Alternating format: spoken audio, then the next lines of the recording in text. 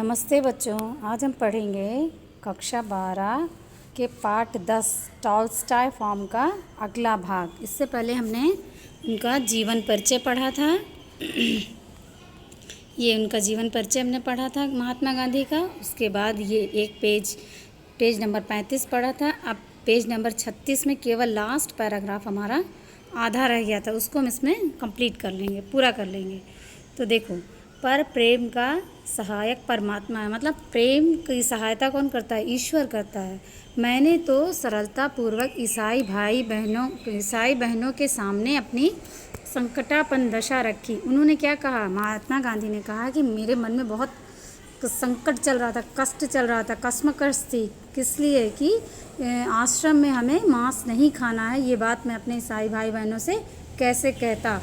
फिर भी कैसे भी करके उन्होंने अपनी बात उन ईसाई बहनों के सामने रखी।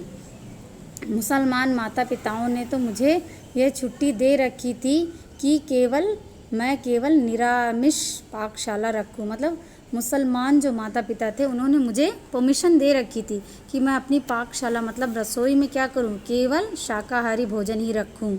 बहनों के साथ मुझे बातचीत कर लेना अभी बाकी था। बहनों मतलब ईसाई बहनों के साथ अभी मुझे बातचीत करना बाकी था। उनके पुत्र या पति जेल में ही थे। मतलब उनके जो रिलेटिव्स थे, पुत्र या पति, वो सब अभी जेल में ही थे। किस लिए? स्वतंत्रता संग्राम की लड़ाई के लिए। वे भी मुझे सम्मति दे चुके थे। वो उन लोगों ने भी हाँ कर दी थी कि आप शाकाहारी भोजन ही बना सकते हैं। कई बार उनके साथ ऐसे प्रसंग हम लोगों के सामने उपस्थित हुए थे। मतलब ऐसे कई सारे इंसिडेंट हम देख चुके थे। बहनों के साथ इतना निकट संबंध होने का यह पहला ही अवसर था। मतलब क्या है कि बहनों के साथ बातचीत करने का ये पहला अवसर था। उनके सामने मैंने मकान संबंधी असुविधा, धनाभाव और अपने व्यक्तित्व विचार, इन तीनों बातों को रख दिया। मैंने मतलब महात्मा गांधी ने, उन्होंने क्या कहा? मकान संबंधी मतलब सभी के लिए अलग अलग कमरे की सुविधा नहीं है, उसमें असुविधा है। असुविधा मतलब कि सुविधा ना होना, वो चीज़ की फैसिलिटी ना होना। धनाभाव मतलब धन का अभाव, पैसे की कमी। और अपने व्यक्तित्व विचार मतलब उनका जो पर्सनल जो व्यू है वो सब उन्होंने उन लोगों को बताया। साथ ही यह कहकर मैंने उन्हें निर्भय भी कर दिया था कि यदि वे चाहेंगी तो मैं उन्हें गौ मांस भी दे दूंगा।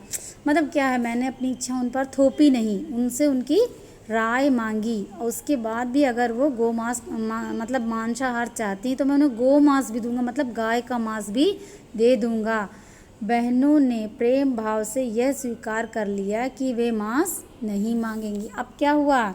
जैसा गांधी जी चाहते थे वैसा ही हुआ। क्या कि बहनों ने भी प्रेम भाव से मतलब अपने मन से मना कर दिया कि अब हमें मांस नहीं खाना है, अब हमको मांस नहीं चाहिए।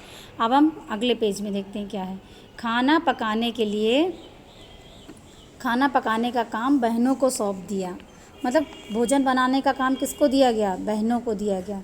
उनकी सहायता के लिए हम में से 1-2 पुरुष भी रख दिए गए। मतलब क्या है, पुरुषों को केवल सपोर्ट के लिए रखा गया, सहायता के लिए रखा गया। जिनमें मैं तो अवश्य ही था। उसमें क्या है, मैं मतलब गांधी जी तो अवश्य ही थे। मेरी उपस्थिति छोटे छोटे मतभेदों के मामलों को यूं ही भगा दिया करती थी। मतलब जो छोटे छोटे लड़ाई झगड़े या मनमुटाव जो होते थे वो इनके प्रेजेंस में, मतलब इनके रहने से वो ऐसे ही फिनिश हो जाते थे। मतलब लड़ाई झगड़ा होने से पहले ही समाधान करवा देते थे। यह भी तय हुआ कि भोजन बिल्कुल सादा हो, मतलब बिल्कुल सादा भोजन बनाया जाएगा, ऐसा तय किया गया। भोजन करने का समय भी निश्चित कर दिया गया। एक टाइम फिक्स किया गया कि इस टाइम में ही सबको भोजन करना है। इसके लिए पाकशाला एक ही रखी जाएगी। मतलब क्या है, एक ही जगह भोजन बनेगा, सब एक साथ ही भोजन करते, सब एक ही जगह बैठ के क्या करेंगे? भोजन करेंगे। फिर सब अपने अपने बर्तन भी साफ़ कर लिया करते। सब अपने अपने बर्तन खुद से साफ़ करते, कोई किसी का बर्तन साफ़ नहीं करता। सार्वजनिक बर्तन साफ़ करने के लिए बारीकियां बुरकर कर दी गई थी। मतलब सार्वजनिक जो जैसे बर्तन जिसमें खाना बनता है और जिसमें परोसा जाता है, उन सब चीज़ों को क्या किया गया? मतलब बारी बारी से धोने के लिए अलॉट कर दिया गया। मुझे यहाँ पर यह कह देना चाहिए कि टॉल्स्टॉय फार्म बहुत दिन तक चलता रहा। मतलब ऐसा ही बहुत दिन तक चलता रहा, ऐसा गांधी जी ने कहा। पर वहाँ ना तो कभी भाइयों ने मांसाहार के लिए इच्छा जाहिर की और ना बहनों ने।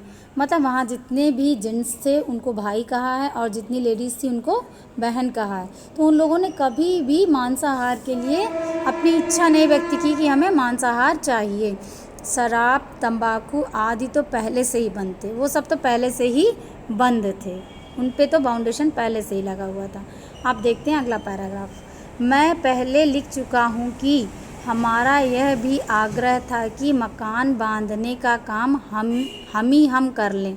मतलब इन्होंने पहले भी बताया था कि मकान बनाने के लिए हम अलग से लोगों की व्यवस्था नहीं कर सकते, तो हमें क्या करना चाहिए, मकान बनवाने का काम खुद से करना चाहिए।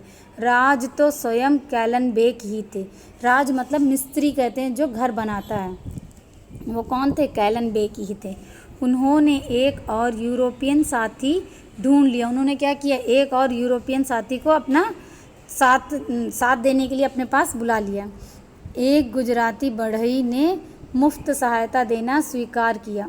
बढ़ई मतलब जो वुड वर्क करते हैं, उन्होंने क्या किया, फ्री में हम आपका काम कर देंगे। और वहीं दूसरे एक बढ़ई को भी कम मजदूरी पर तय कर लिया गया। एक और उसने अपने लिए पार्टनर बना लिया, उसको कम मजदूरी मतलब कम पैसों में राजी कर लिया गया, उसको मना लिया। हम लोगों में जो मजबूत और फुर्तीले बदन वाले थे उन्होंने तो हद कर दी। मतलब सब ने अपना कंट्रीब्यूशन दिया, सब ने अपना अपना भाग पूरा किया, जितना उनसे हो सकता था उतना सहायता उन्होंने की।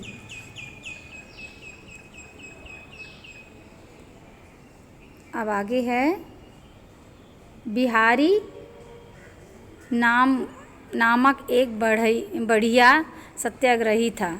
बिहारी नाम का एक सत्याग्रही था, उसने बढ़ई का आधा काम अपने जिम्मे ले लिया। उसने क्या किया, बढ़ई का काम मैं कर दूंगा करके उसने अपने जिम्मे ले लिया। स्वच्छता रखना, शहर में आकर वहाँ से सामान लाना आदि काम सिंह के समान बहादुर नंबी नायडू ने अपने जिम्मे ले लिया। मतलब क्या है, सामान की भी तो ज़रूरत होती थी, तो शहर से लाने का काम सिंह के समान, मतलब इतना फुर्तीला वो इंसान था। उनका नाम क्या था, नंबी नायडू। उन्होंने अपने सर पर ले लिया कि ये काम मैं कर दूंगा।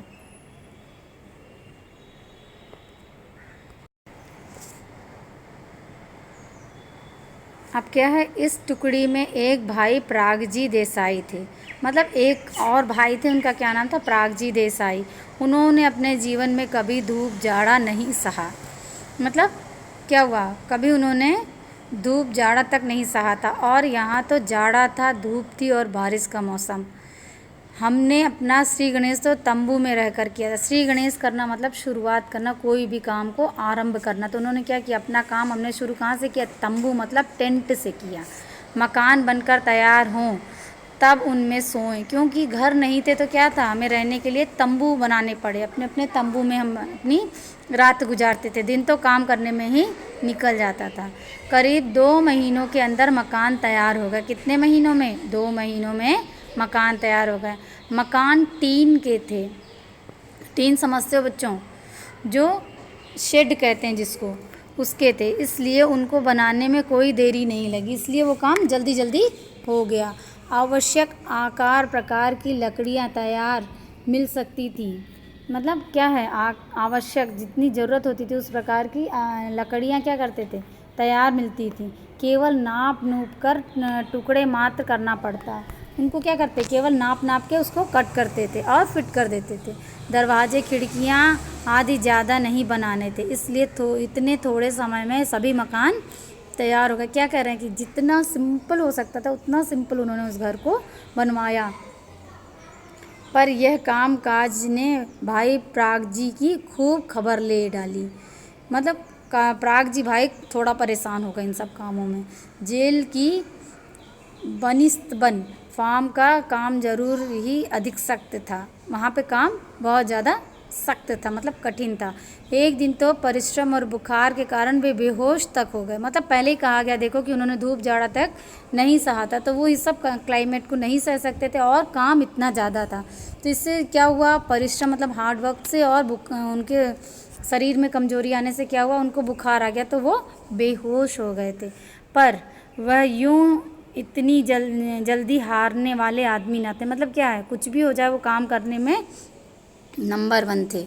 यहाँ उन्होंने अपने शरीर को पूरी तरह मेहनत पर चढ़ा दिया। क्या किया उन्होंने? अपने शरीर को पूरी तरह ढाल लिया कि मुझे मेहनत करनी ही करनी है। अंत में इतनी शक्ति प्राप्त कर ली कि वह सबके साथ साथ काम करने लग गए। बाद में क्या हुआ? उन्होंने धीरे धीरे अपने शरीर को इस तरह बना लिया कि लोगों के बराबर काम वो करने लग गए। अब क्या था? यही हाल जोसेफ रायप्पन का था। मतलब क्या है? जोसेफ रायप्पन थे एक, उनका भी यही हाल था। वह तो बैरिस्टर थे, मतलब क्या थे? वकील थे। पर उन्हें इस बात का अहंकार नहीं था। वह अधिक कठिन परिश्रम नहीं कर सकते थे। लेकिन वो क्या है, उनके साथ भी एक प्रॉब्लम थी कि वो कठिन परिश्रम नहीं कर सकते थे। ट्रेन से अपना असबाब उतार कर उसे बाहर गाड़ी पर रख देना भी उनके लिए कठिन था। मतलब असबाब मतलब सामान। ट्रेन से अपना सामान तक उतार कर उनको बाहर गाड़ी में रखना एक कठिन काम लगता था। परंतु यहाँ तो वह भी मेहनत पर चढ़ गए। अब क्या हुआ? उन्होंने भी मेहनत करना शुरू कर दिया। उन्होंने वह सब यथाशक्ति कर लिया था। मतलब खुद से ही उन्होंने कर लिया था। जितनी शक्ति उनमें थी उतना उन्होंने काम कर लिया।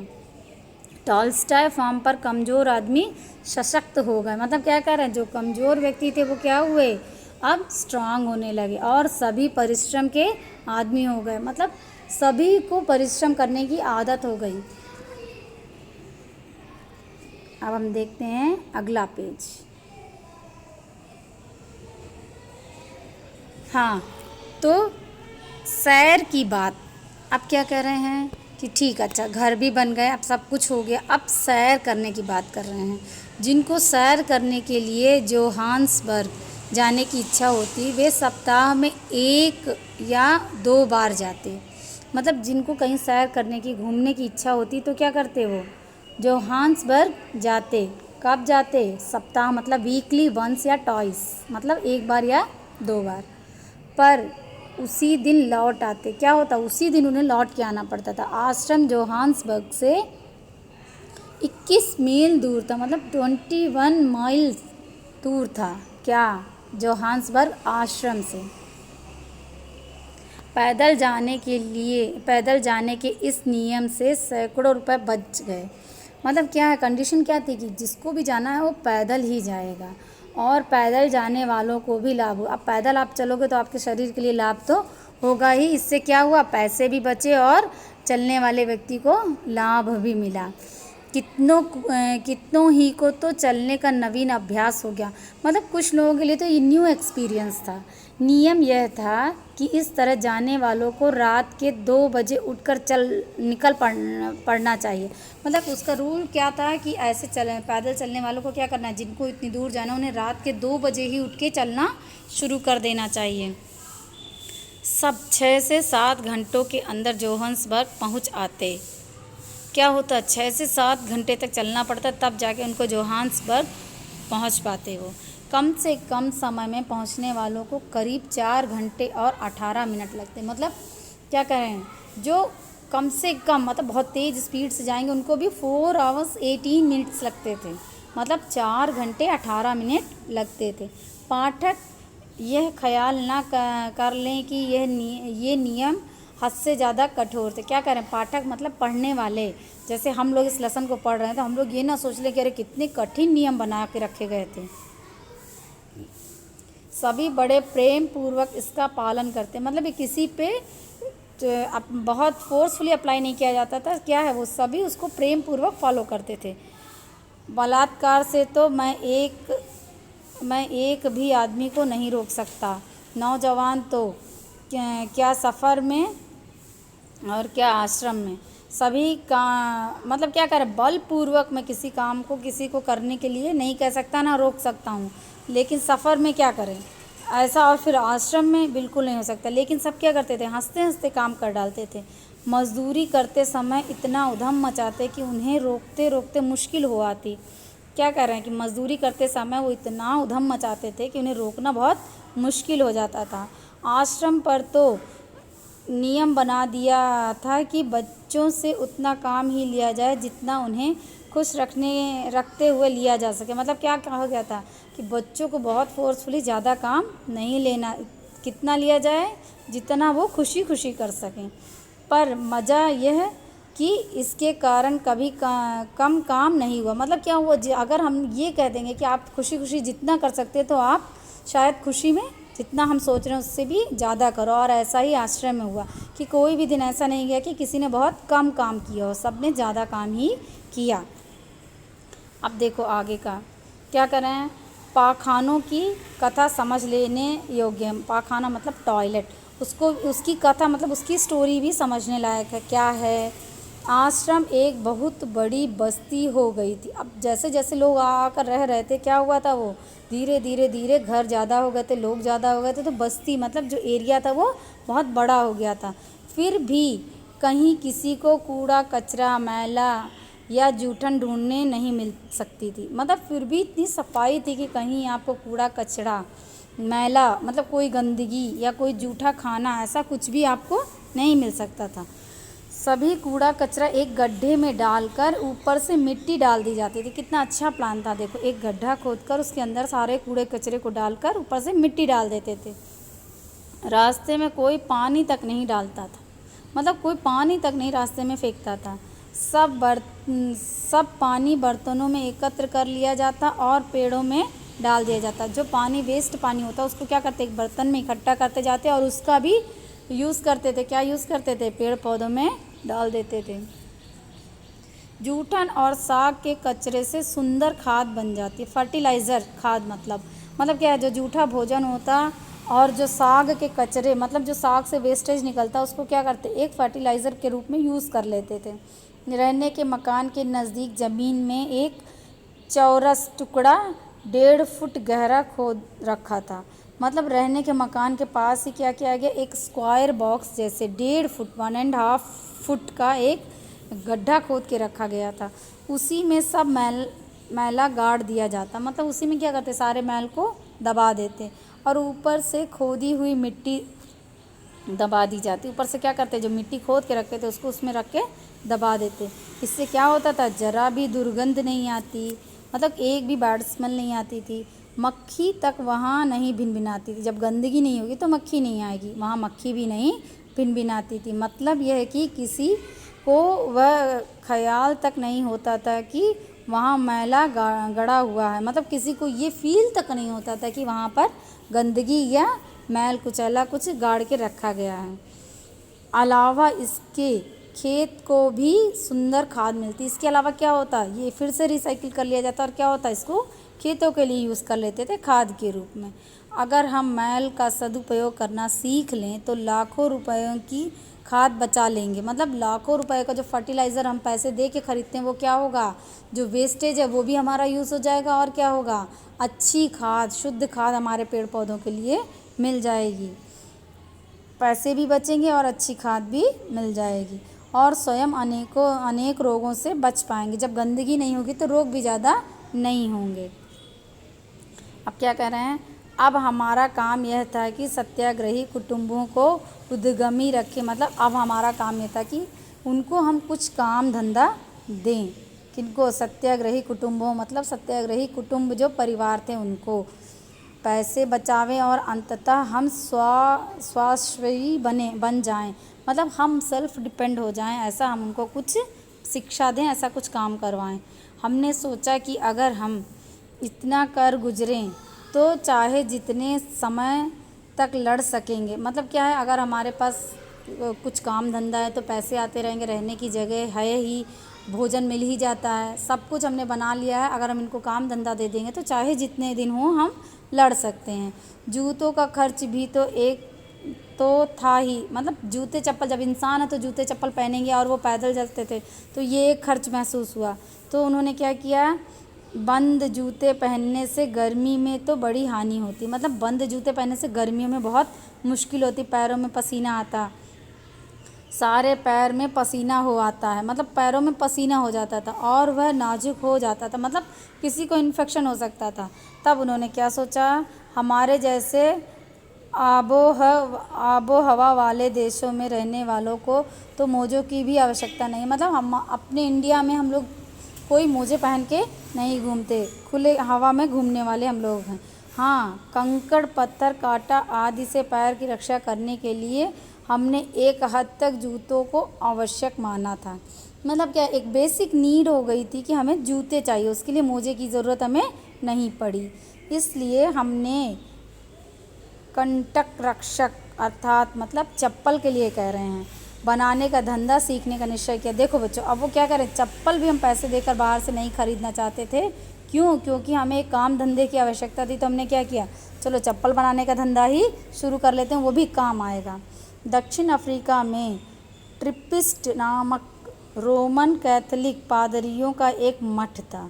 ठीक है, क्या था? रोमन कैथोलिक का एक पादरियों का एक मठ था, मतलब एक क्रिश्चियंस का एक ग्रुप था। वहाँ पर इस तरह के उद्योग चलते थे, वहाँ पे ऐसे काम धंधे सिखाए जाते थे। उनमें से एक मठ में जाकर कैलन बेक ने चप्पल बनाना सीख लिया। देखा, उनमें से कैलन बेक गांधी जी के ही इक्वल एक वहाँ पे पर्सन थे। उन्होंने क्या किया, चप्पल बनाना सीख लिया और मुझे तथा साथियों को भी सिखा दिया। क्या किया उन्होंने भी सीख लिया और अपने साथियों को भी सिखा दिया। इस तरह कितने ही युवक चप्पल बनाना सीख गए। मतलब क्या हुआ, इस तरह से क्या हुआ, बहुत सारे युवक चप्पल बनाना सीख गए। ठीक है बच्चों, अब इससे आगे का हम नेक्स्ट क्लास में देखेंगे। आप इसको एक बार अच्छे से पढ़ के समझ लेना, एक बार और सुन के देखना, आपको निश्चित समझ में आ जाएगा। मिलते हैं अगली क्लास में। धन्यवाद बच्चों।